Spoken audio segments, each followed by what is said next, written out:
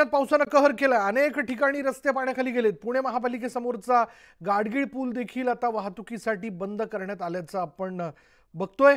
आता क्षणाची महत्त्वाचा update, breaking news आपण बघतोय आणि ही दृश्य आहेत। या दृश्यांमध्ये आपण पाहू शकतो की कशा प्रकारे पुण्यामध्ये पावसाचा कहर सुरूच आहे। आता पुणे महापालिकेसमोरचा जो गाडगीळ पूल आहे तो गाडगीळ पूल देखील आता वाहतुकीसाठी बंद करण्यात आलेला आहे। त्याच्यामुळे पुण्यात ठिकठिकाणची परिस्थिती बिघडताना या अर्थाने दिसते की पाणी साचायला सुरुवात झाली आहे। पाण्याचा निचरा होत नाहीये। काही लोकांच्या घरात पाणी शिरलेलं आहे।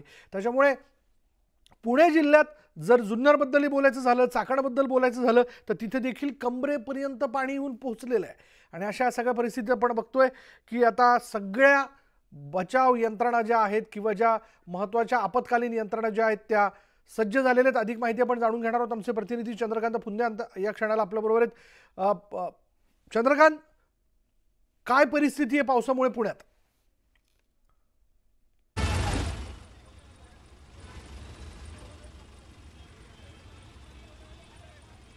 चंद्रकांत, आपल्याबरोबर माझा आवाज येतोय?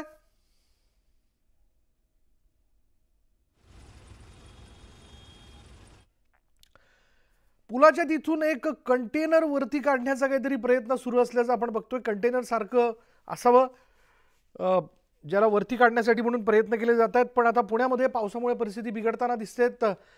पुण्यनगरी आता पूरनगरी झाली आहे का असं म्हणण्याची आता वेळ आलेली आहे। कारण ठिकठिकाणी पाणी साचलेलं आहे। या पुराच्या पाण्यात वाट काढत नागरिकांना पुढे जावं लागतंय। अशा सगळ्या परिस्थितीमध्ये आता वाहतूक व्यवस्था असेल, त्याचबरोबर वेगवेगळ्या आपत्कालीन यंत्रणा असतील, त्यांचा कस लागतोय। त्या सगळ्या सज्ज झालेल्या आहेत। अग्निशमन दलापासून तर SDRFच्या टीमपर्यंत, अगदी NDRFच्या टीमपर्यंत सगळ्यांनाच याबद्दल आता सूचना ज्या आहेत त्या प्रशासनाकडून देण्यात आलेल्या आहेत। अधिक माहिती आपण जाणून घेणार आहोत। आमचे प्रतिनिधी चंद्रकांत फुंदे आता क्षणाला आपल्याबरोबर आहेत। चंद्रकांत, पुण्यनगरी पण पूरनगरीतलं आता या क्षणाचं अपडेट काय?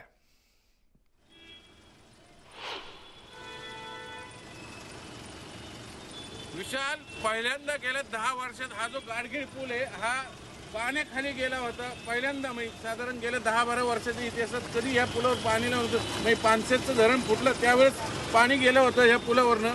त्यानंतर आता मध्यंतरी 2020ला काहीतरी मध्यंतरी जो मोठा पाऊस झाला होता त्यानंतर पाणी गेलं होतं। आणि आता तब्बल 10-1 वर्षाच्या गॅप नंतर अंदाजे ॲक्युरेट जर सांगता येणार, पण पुणेकर जे सांगतात ते सांगतात तब्बल 10 वर्षांनंतर हा गाडगीळ पूल पाण्याखाली गेला होता। याच्यावरनं धरणातनं पाणी किती सुटलं होतं याचा सहज अंदाज येऊ शकतो। खरं तर ह्या पुलाची ज्याला आपण पाणी वाहून याची क्षमता जर 45,000 क्युसेक्स पाणी सोडलं खडकवासला धरणातनं तर हे पूल पाण्याला लागतं।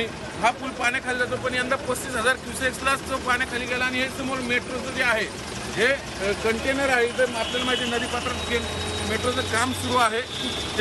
तो कंटेनर वाहून गेला होता आणि इथं पुलाला अडकला होता। आता ते काढायचं काम सुरू आहे।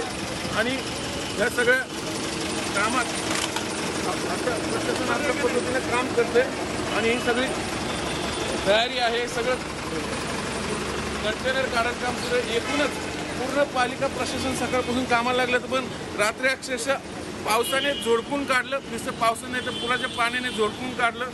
मला सांगा, हा पूल कधी पाण्याखाली गेला होता यापूर्वी? आता काय असं 10 वर्षापूर्वी गेला होता। 62 साली जेव्हा धरण फुटलं होतं ना तर ह्या पूल वगैरे नव्हता। आता हे 10 वर्षापूर्वी ह्या पाण्यावरनं पुलावरनं पाणी किती वेळ पाणी होतं? साधारण कितीच्या वाजता आलं होतं? पाटे काहीतरी ती 4:30च्या दरम्यान झालं होतं।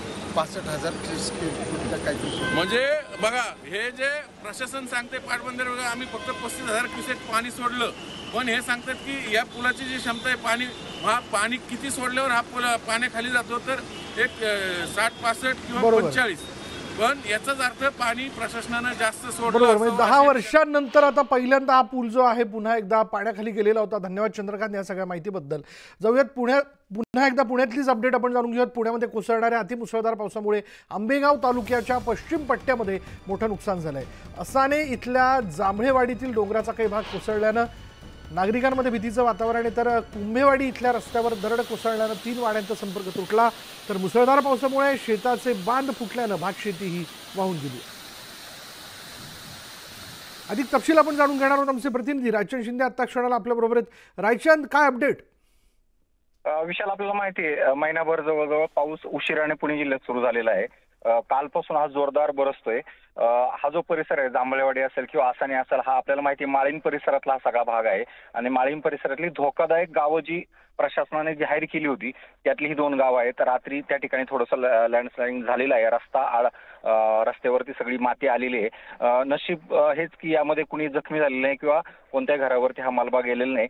पण एकंदर परिस्थिती पाहता लेट झालेला पाऊस आणि कालपासून कोसळणारा पाऊस यामध्ये बऱ्याच ठिकाणी नुकसान होतंय. भीमाशंकर रस्ता सुद्धा कालच्या पावसाने राजगुरुनगर भीमाशंकर रस्ता आहे हा सुद्धा 1-2 ठिकाणी खचलेला आहे. त्यामुळं आज जो इशारा दिलेला आहे पुणे जिल्ह्यासाठी जिल्हाधिकाऱ्यांनी का शाळांना सुद्धा सुट्ट्या आहेत, बऱ्याच ठिकाणी नुकसान होतंय आणि त्याचाच हा प्रकार आदिवासी पट्ट्यामध्ये दिसून येतोय. जुन्नर, आंबेगाव, खेड परिसरातली अनेक गावं यामुळं धोकादायक परिस्थितीमध्ये आहेत. विशाल, धन्यवाद या सगळ्या माहितीबद्दल आणि याबद्दलचा अपडेट आपण घेत राहू. आता आपण बघतोय की पुणे आंबेगावमधली ही सगळी परिस्थिती. त्याच बदलापुरात उल्हास नदी जी आहे ती इशारा पातळी ओलांडून धोक्याच्या पातळीवरती आलेली आहे. या पार्श्वभूमीवर बदलापूर पालिका प्रशासन पूर परिस्थितीला तोंड देण्याकरता सज्ज झाली आहे. पुणे आणि रायगड जिल्ह्यात गेल्या 24 तासात कोसळत असलेल्या मुसळधार पावसामुळे बदलापूरहून कर्जतकडे जाणारा राज्य महामार्ग पूर्णपणे पाण्याखाली गेला. बदलापूर जवळच्या चामटोली गावाजवळ या महामार्गावर उल्हास नदीचं पाणी आलंय.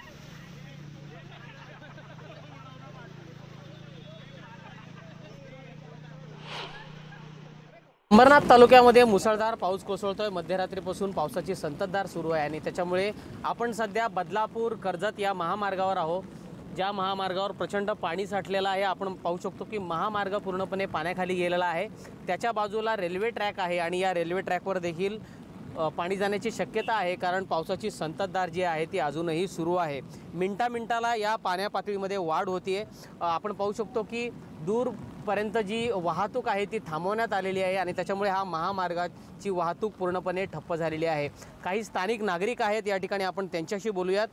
काय सांगाल, पुन्हा एकदा या महामार्गावर पाणी साचलंय? या महामार्गावर पाणी साचतो हा प्रति वर्षाला पाण्या जास्त प्रमाणात पाऊस पडल्याने पाणी साचतो आणि याचा पूर्ण अभ्यास प्रशासनाला आहे.